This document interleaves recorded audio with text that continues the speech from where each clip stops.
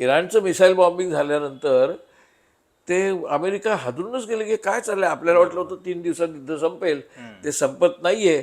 त्याच्यानंतर अमेरिकेतले जे तज्ज्ञ लोक होते या युद्धासंबंधातले, इराणचा अभ्यास केलेले, ते सारखं ट्रम्पला सांगत होते की हे युद्ध तुम्ही सुरू केलं, वाटाघाटी चालू असताना सुरू केलं, कारण नसताना सुरू केलं, तुमच्याकडे काही पुढे त्याच्या संबंधात प्लॅन नाही आहे, काही नियोजन नाही आहे, आणि हे युद्ध तुम्हाला नाकी नऊ आणेल असं ते जाहीरपणे म्हणतो. म्हणजे अमेरिकेतले जवळजवळ सर्वच्या सर्व तज्ज्ञ याच्या विरोधात होते.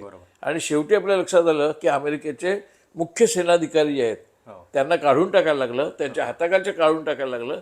याचा अर्थ खुद्द अमेरिकेमध्ये ट्रम्पला प्रचंड प्रमाणावर विरोध व्हायला लागला, सगळ्या वरच्या पातळीवर, म्हणजे अधिकाऱ्यांच्या पातळीवर.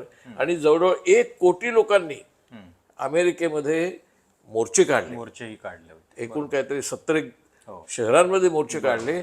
आणि त्यामुळे जनतेचाही या युद्धाला विरोध आहे आणि ट्रम्पला विरोध आहे, ट्रम्पच्या भूमिकेला विरोध आहे.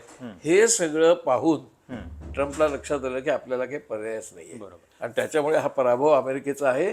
पण तो अमेरिकेचा पराभव जसा इराणने केलाय तसा अमेरिकन जनतेने सुद्धा अमेरिकेचा पराभव केलाय. जे व्हिएतनाममध्ये झालं तेच इथे आहे.